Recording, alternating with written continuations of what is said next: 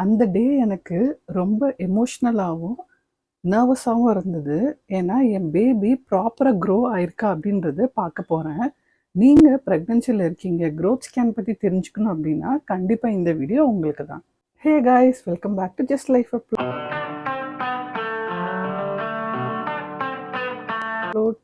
இன்றைக்கி நான் என்னோட க்ரோத் ஸ்கேன் எடுக்க போகிறேன். ஸோ க்ரோத் ஸ்கேன் எடுக்க போகும்போது எனக்கு எப்படி ஃபீல் ஆச்சு, டாக்டர் என்ன சொன்னாங்க, க்ரோத் ஸ்கேன் எதுக்காக பார்ப்பாங்க, அண்ட் இது எப்போ எடுப்பாங்க, எல்லாத்தையும் பற்றி இந்த வீடியோவை நான் உங்கள் கூட ஷேர் பண்ணுறேன். க்ரோத் ஸ்கேன் எப்போ எடுப்பாங்க? யூஸ்வலாக ப்ரெக்னன்சியில் 28 வீக்ஸ்லேருந்து 32 வீக்ஸ்க்குள்ளே இந்த ஸ்கேனை வந்து எடுப்பாங்க. சில ப்ரெக்னென்ட் மாம்க்கு 32 வீக்ஸ்க்கு அப்புறமா கூட இதை வந்து எடுக்க சொல்லுவாங்க, பேஸ்ட் ஆன் ப்ரெக்னன்சி கண்டிஷன். இது தேர்ட் ட்ரைமஸ்டரில் எடுக்கக்கூடிய ஒரு முக்கியமான ஸ்கேனு. இது பேபியோட க்ரோத்தை கரெக்டாக காட்டும். ஸோ அதுக்காக எடுக்கிற ஸ்கேன். க்ரோத் ஸ்கேன்னா என்ன? க்ரோத் ஸ்கேனுன்றது பேபியோட க்ரோத்து ப்ராப்பராக இருக்கா அப்படின்றது செக் பண்ணுறதுக்கான ஒரு ஸ்கேன் தான். இந்த ஸ்கேன் யூஸ்வலாக பேபியோட வெயிட் எவ்வளோ இருக்குது அப்படின்றத எஸ்டிமேட் பண்ணுவாங்க. அண்ட் பேபியோட பொசிஷன், ப்ளசண்டா பொசிஷன் எப்படி இருக்குது, அண்ட் வாட்டர் லெவல் எப்படி இருக்குது அப்படின்றத செக் பண்ணுவாங்க. அண்ட் ப்ளசண்டாவோட பொசிஷன் என்ன பொசிஷனில் இருக்குன்றது பார்ப்பாங்க. பேபியோட மூமெண்ட் எப்படி இருக்குது அப்படின்றது பார்ப்பாங்க. இது காமனாக எடுக்கக்கூடிய ஒரு ஸ்கேன் தான். ஆனால் இது ரொம்பவே இம்பார்ட்டன்ட் ஆன ஒரு ஸ்கேன். இந்த ஸ்கேனை கண்டிப்பாக தேர்ட் ட்ரைமஸ்டரில் எடுப்பாங்க. இது ரொம்ப காமன் ஆன இம்பார்ட்டன்ட் ஆன ஒரு ப்ரெக்னன்சி ஸ்கேன்.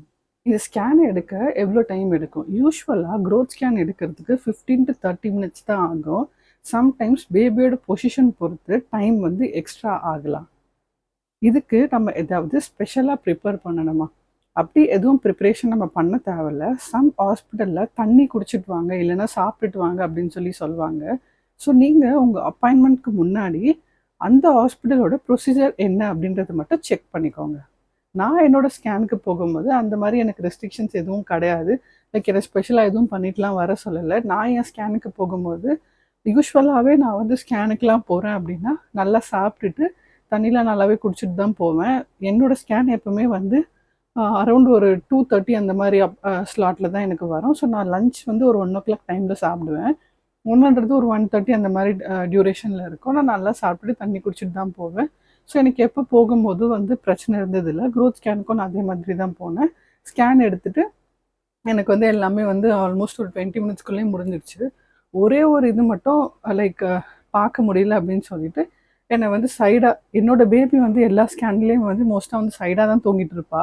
ஸோ அதனால வந்து என்னை வந்து நீங்கள் கொஞ்சம் சைடாக திரும்புங்க அப்படின்னு சொல்லி டாக்டர் சொல்லுவார். சைடாக திரும்பினதுக்கப்புறம் எல்லாமே செக் பண்ணிவிட்டு எனக்கு வந்து மோஸ்ட்டாக வந்து இதோட சம்டைம்ஸ் வந்து ஃபஸ்ட்டு டைம் எனக்கு க்ரோத் ஸ்கேன் எடுக்கும்போது டக்குன்னு எடுத்துட்டாங்க. செகண்ட் டைம் எடுக்கும்போது என் பேபி வந்து கொஞ்சம் மூவிங்லேயே இருந்ததுனால கரெக்டாக வந்து பார்க்குறதுக்கு வந்து கஷ்டமாக இருந்தது. அதுக்கப்புறமா வெயிட் பண்ணி ஒரு 5 மினிட்ஸ் கழித்து பார்த்தோம், கரெக்டாக எல்லாமே வந்துருச்சு. க்ரோத் ஸ்கேனோட காஸ்ட் எவ்வளோ இருக்கும்? க்ரோத் ஸ்கேன் வந்து hospital to hospital and city to city வந்து டிஃபர் ஆகும். பேசிக்காக இது வந்து 1500லேருந்து 4000க்குள்ளே இருக்கும். நான் என்னோடய க்ரோத் ஸ்கேனை வந்து 3000க்கு எடுத்தேன். நீங்கள் எவ்வளோக்கு எடுத்தீங்க அப்படின்றது கமெண்ட்டில் சொல்லுங்கள். என்னோட எக்ஸ்பீரியன்ஸ் என்ன இந்த க்ரோத் ஸ்கேனில் அப்படின்னு பார்த்தீங்கன்னா, க்ரோத் ஸ்கேனுக்கு போகும்போது ஆப்வியஸ்லி எல்லா ஸ்கேனுக்கும் போகும்போது நர்வஸாக இருக்கும், எக்ஸைட்மெண்ட்டாக இருக்கும், பேபியை பார்க்க போகிறோம் அப்படின்னு சொல்லிட்டு. எனக்குமே அதே மாதிரி தான் இருக்கும். ஒன்ஸ் நான் போயிட்டு அந்த ஸ்கேனில் வந்து பார்த்துட்டு பேபி நல்லா இருக்குது, வெயிட்லாம் நார்மலாக இருக்குது அப்படின்னு சொல்லும் போது ஒன்றும் ஃபஸ்ட்டு வந்து டாக்டர் வந்து பக்கத்தில் நர்ஸ் கிட்டே இது ஓகே அது ஓகேன்னா சொல்லும் போது நம்மளுக்கு வந்து ஹாப்பியாக இருக்கும். எனக்கு அது மாதிரி தான் இருந்துச்சு. ஒன்று இது ஓகே அது ஓகேன்னு சொல்லும் போது நான் வந்து ஹாப்பியாக இருப்பேன். உள்ளே போகிறதுக்கு முன்னாடியே நான் பேசிக்காக என் பேபி கிட்டே பேசிடுவேன். பாப்பா நம்ம ஸ்கேன் எடுக்க போகிறோம், நீ ரெடியாக இருந்துரு, கரெக்டாக வந்து டைம்லாம் எனக்கு எக்ஸ்டெண்ட் பண்ணி கொடுக்காத, கரெக்டாக வந்து எல்லாமே அவங்க செக் பண்ணும்போது கரெக்டாக வந்துடணும் பாப்பா, நீ பொசிஷன்லாம் கரெக்டான பொசிஷனில் இரு அப்படின்னு சொல்லிட்டு நான் என் பேபி கிட்ட பேசிட்டு தான் உள்ளே போவேன். அண்ட் ஒன்ஸ் அவங்க செக் பண்ணும்போது நான் வந்து பேபி கிட்ட பேசிகிட்டே இருப்பேன். மைண்டுக்குள்ளேயே நம்ம பேசிகிட்டே இருக்கும்போது அது ரொம்ப ஈஸியாகவே இருக்கும். நான் அப்படி தான் என்னோடய எல்லா ஸ்கேனுக்குமே வந்து பண்ணேன். ஒரு ஸ்கேனுக்கும் போகும்போது நான் பயப்படுவேன், ஆனால் கொஞ்சம் வெளியே காமிக்க மாட்டேன். ஆனால் கொஞ்சம் ஹாப்பியாகவும் இருக்கும். அவங்க எல்லாமே காட்டும் போது, மூமெண்ட் காட்டும் போது, அதெல்லாம் பார்க்கும்போது எனக்கு ரொம்ப ஹாப்பியாக இருக்கும். அப்படி தான் நான் இந்த ஸ்கேனுக்குமே போனேன். ப்ரெக்னன்சியில் இந்த ஸ்மால் மொமெண்ட் வந்து ஆஃப்டர் டெலிவரி வந்து எனக்கு பார்க்கும்போது ஒரு பெரிய மெமரிஸாகவே இருக்குதுன்னு சொல்லலாம். ஏன்னா இப்போ யாராவது வந்து என்கிட்ட வந்து அவங்களோட எக்ஸ்பீரியன்ஸ் ஷேர் பண்ணும்போது எனக்கு எப்படி இருந்தது அப்படின்னு நான் ரீகால் பண்ணி பார்க்குறேன். இந்த க்ரோத் ஸ்கேன்லாம் வந்து எனக்கு வந்து நான் ஒரு 3 டைம்ஸ் வந்து எடுத்தேன். ஃபர்ஸ்ட்டு வந்து அந்த 28 to 32 வீக்ஸில் ஒரு வாட்டி எடுத்துட்டேன். அதுக்கப்புறமா வந்து எனக்கு வந்து 2 வீக்ஸ் கழிச்சு திரும்பியும் வந்து எடுத்து பார்க்க சொன்னாங்க. அப்போ நான் ஒரு வாட்டி எடுத்தேன். அண்ட் ஒரு வாட்டி வந்து பேபி மூவ்மெண்ட்காக வந்து எடுத்தேன். ஸோ ஒரு 3 டைம் வந்து நான் வந்து க்ரோத் ஸ்கேனே வந்து ரிப்பீட் பண்ணிட்டேன். அந்த டாக்டரே ஸ்கேன் எடுக்கிற டாக்டரே வந்து எதுக்கு இத்தனை வாட்டி எடுக்கிறீங்க அப்படின்னு சொல்லி கேட்டார். ஒரு வாட்டி இஷ்யூ இருந்ததுன்னு எடுத்தேன். லைக் எனக்கு மூவ்மெண்ட் பிரச்சனைக்காக எடுத்தேன். இன்னொரு வாட்டி வந்து எனக்கு வந்து வேறு எதுக்காக வந்து டாக்டர் வந்து எடுக்க சொன்னாங்க. ஸோ 3 டைம்ஸ் வந்து நான் வந்து எடுத்தேன். இப்போ வந்து எனக்கு இந்த ஸ்கேன் அப்பாயின்மெண்ட்க்குலாம் போகிறது வந்து ரொம்ப நார்மலாக தான் வந்து ஃபீல் ஆச்சு.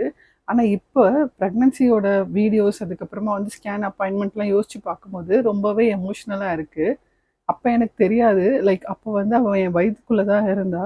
இப்போ வந்து அவள் என் கூட இருக்கா. அப்போ எப்போ வெளியே வருவா, எப்போ வெளியே வருவான்னு இருந்தது. இப்போ அவள் என் கூட இருக்கிறது ரொம்பவே ஹாப்பியாக இருக்கு. என்னோட டிப்ஸு க்ரோத் ஸ்கேனுக்கு போகிற மதர்ஸ்க்கு என்ன அப்படின்னு பார்த்தீங்கன்னா, ஸ்ட்ரெஸ் எடுத்துக்காதீங்க. கம்ஃபர்டபுளான ட்ரெஸ் போட்டு போங்க. என்ன டவுட் உங்களுக்கு இருந்துச்சுனாலும் கண்டிப்பாக அதை டாக்டர் கிட்ட கேட்டுருங்க. ஹெசிடேட்டே பண்ணாதீங்க. அண்ட் ஓவர் திங்கிங் ப்ரெக்னன்சியில் ரொம்பவே நார்மல் தான். அது பெருசாக வந்து எடுக்காதீங்க. லிட்டில் மொமெண்ட்ஸையும் என்ஜாய் பண்ணுங்கள் ப்ரெக்னன்சியில். One day pregnancy become a memory. கொஞ்ச நாள் கழிச்சு நம்மளுக்கு பார்க்கும்போது இது ஒரு மெமரியாகவே ஆகிடும்.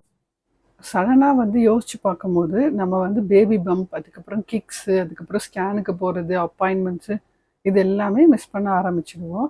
இந்த வீடியோ உங்களுக்கு பிடிச்சிருந்தது அப்படின்னா இந்த வீடியோ லைக் பண்ணுங்கள். And more motherhood and pregnancy related வீடியோக்கு என் சேனலை சப்ஸ்கிரைப் பண்ணிக்கோங்க. See you all in the next video.